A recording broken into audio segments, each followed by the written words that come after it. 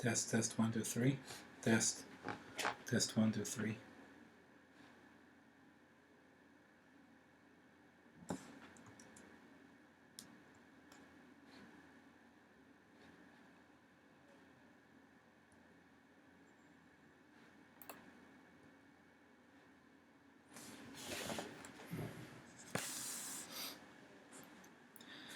Hi everybody, just a quick narration to summarize the impressions from reading your alpha versions of the module and hopefully help you revise them towards the next version. As I said before, everybody received individual feedback on their module designs, so please head over there and read your classmates' impressions of your design as well as mine, and let us know if you have any questions.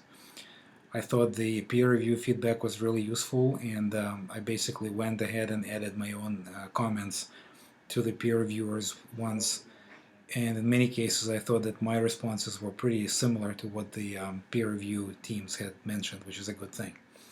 So there are three areas that I want to touch upon. The first is the overall module design area. As you look at this bullet list, just think carefully and try to implement this advice. Remember that you're not being asked to design the whole course. Several of you have outlined the whole course with a module within that course. Several of you have designed several modules. Again, remember that the scope of this project is one learning module, not a whole course. It is okay to think about a course in which this module might appear, and you may want to sort of sketch out the whole sequence of all the weeks in the course, but really you should put all your effort into designing a solid learning module within a course, so not the whole course.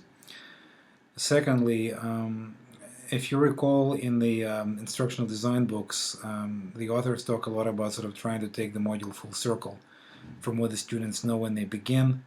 Of course, it should be in the beginning, not begging, sorry, my bad, to what they know in the end of the module. So for example, if you look at how the modules are designed in our own class, we always start by saying, so what do we know about this now, especially in the beginning of the course?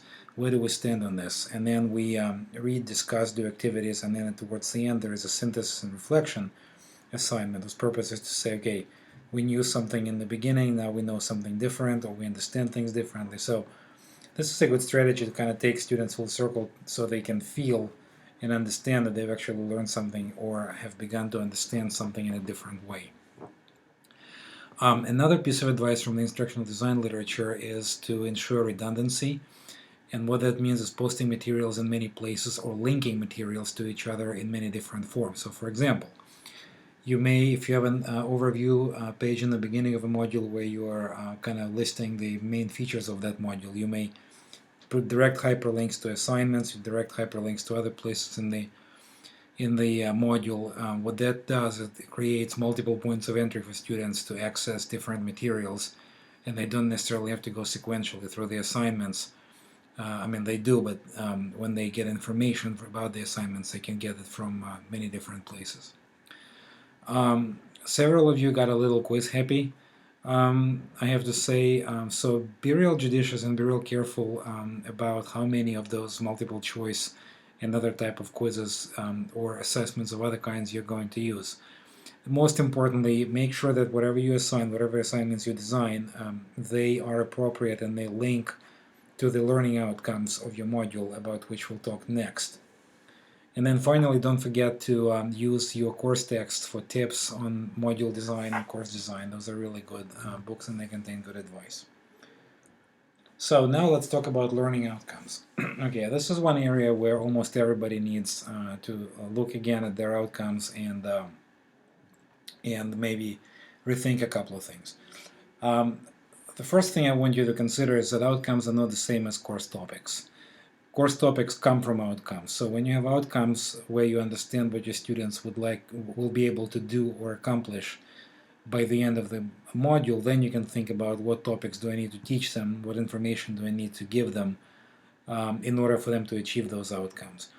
Outcomes are statements that are that express the desired sort of state of being, a state of understanding, a state of performance by the end of the module. They're not just topic A, topic B, topic C.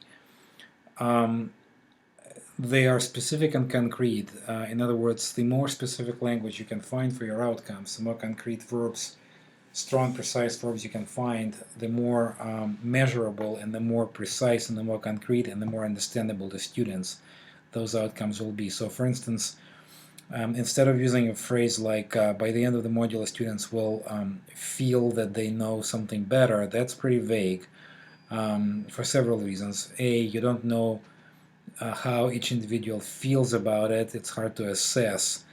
And then you also don't know just what it looks like how do you measure how somebody feels about some topic. So I'd like you to encourage, and I'd like to encourage you to use more precise verbs, stronger verbs, such as will know, will be able to do something, will be, will articulate, will write, will create, will design effective materials, for instance, stuff like that. Our books talk a little bit about learning outcomes, but I think not enough. So if you want extra information, go ahead and Google this phrase, writing effective learning outcomes. There are plenty of really great examples of how to create effective learning outcomes. The next area is assignment design. You have created a lot of different assignments. Generally, most of them are really interesting, really work well. But I'd like to point out a few really, really important elements without which your assignments will not be successful. This is probably something that we need to discuss together, and you need to maybe read around that topic a little bit more. Those of you in writing studies know more about assignment design than probably people in other fields, just because our field really emphasizes effective assignment design and understands how important it is. But assignment sheets, assignment descriptions that you give to your students should contain several kinds of vital information without which students will be confused and or unable to fulfill what you want them to fulfill. So verbs like discuss, synthesize, and others don't really mean much to a lot of students. So when you're creating a discussion forum post-assignment, for example, in addition to saying discuss this reading or discuss this question, consider telling them, like, what kind of discussion would you like them to do? Would you like them to pick out some examples and apply them to their own life, for example? Would you like them to relate this reading to previous readings? Would you like them to relate this reading to something else? What does a successful discussion or synthesis look like in that assignment? Perhaps if you have models of such discussion posts, especially for lower stakes assignments like discussion posts, you should provide them for your students. And then finally, the notion of scaffolding, where I think it works really well within a module where smaller projects and smaller assignments lead to bigger ones. So for instance, you might have a big project at the end of the module, and you prepare students for it by offering them smaller, lower stakes assignments, such as discussion forum posts. In other words, those posts build up to a bigger assignment. So again, to summarize everything again, I think as you revise your alpha versions into the beta one, focus on 3 areas: just the overall design of the module, sequencing of assignments, outcome revision, outcome creation, and these elements of assignment design that are listed on the slide. Thank you all very much. I look forward to the next version of the module, and if you have any questions about anything, just let me know as usual. Bye-bye.